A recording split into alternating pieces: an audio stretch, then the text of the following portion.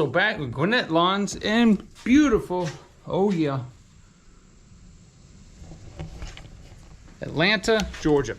Today is September the 2nd, 2023. It's about 82, 83 degrees. It's beautiful today. I'm in here, this is Saturday, I'm doing some maintenance on this terribly dirty mower. And it's time for a blade change.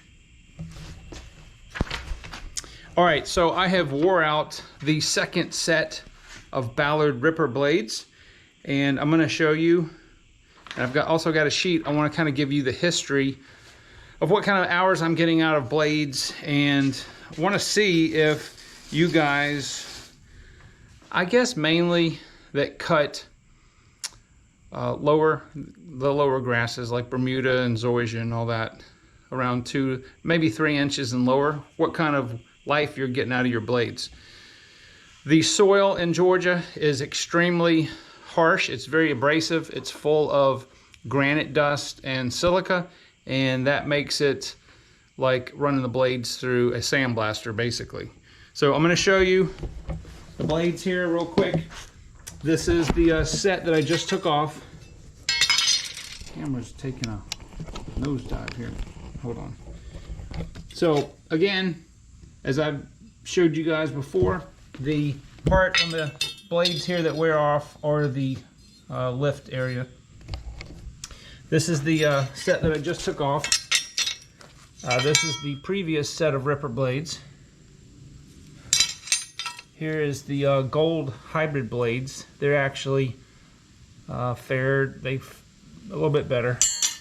And this is a brand spanking new set of blades. So you can see the difference. See how these are just eroding? It just gets sandblasted. The cutting surface is still, these blades right here, they still cut perfectly fine. I mean, I could run them again, but why? All right, so I've got this sheet right here that I did. The first set of Ripper blades, which are right here, I got 137.3 hours out of. The second set, I got 116.8. That's the set right here that I just took off.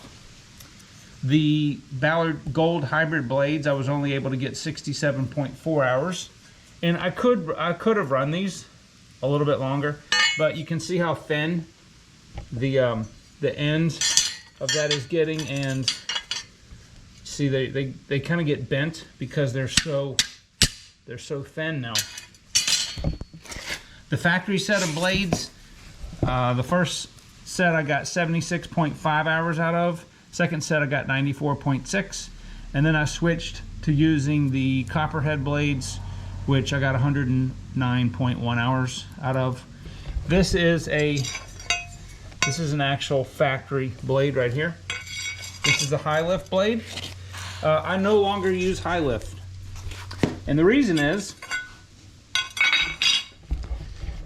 because if you cut Bermuda and you cut really low, there are these what I call stringers. Because of the extreme amount of vacuum that the high lift blades produce, they will suck out the dead part of the Bermuda. It's not thatch, it's, let me see if I can find a piece. And the problem is, okay, this right here. These are what I call stringers. All right, and if you use high lift blades, you will pull this stuff out of the ground, out of the grass. I don't care how many times you go over the grass, it's gonna pull this out, and it looks bad because this is almost manila colored. When it's on bright green Bermuda, it looks bad.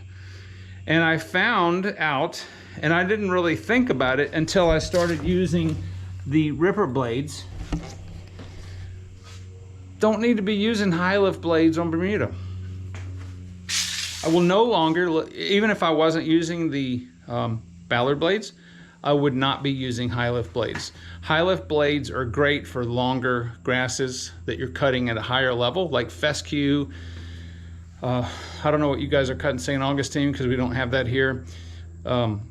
bluegrass, all these ryegrass, all the cool season grasses that you cut higher, like around 4 inches, you don't have this kind of stuff. This is a Bermuda type of anomaly.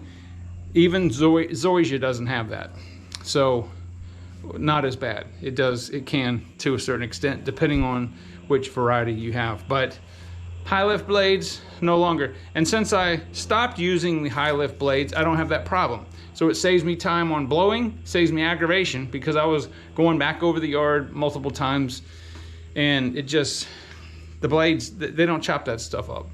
So no high lift blades for me, ever. In fact, I took the factory set of blades off, which are actually these right here.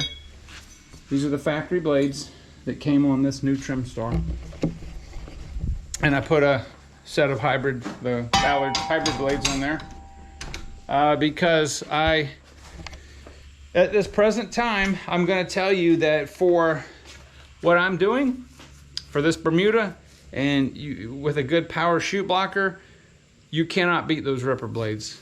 They have saved me so much time in not having to go and do extra blowing. So pretty much my technique now, whether the grass is wet, damp, or dry, I will go over it with the shoot blocker closed. It'll make a little furrow, and then I go back over it.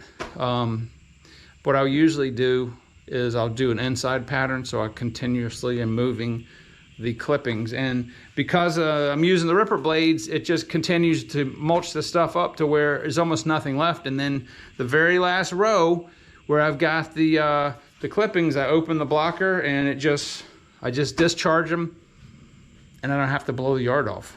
So super good time saver. So if you're trying to become more efficient, because if you can save time on the yards, you just gave yourself a raise.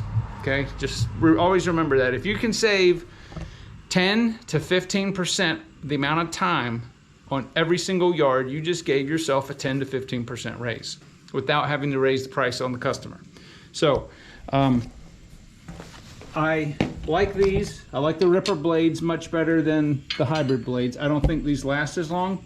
This is a good blade, but it's a high lift blade. You can see the angle on the lift is steeper. I won't be using those again. I use these year-round now. Just phenomenal. So that is where I am with the blades. I'm going to have to do a tiny bit of scraping because I went over a bunch of crabgrass yesterday, the last yard.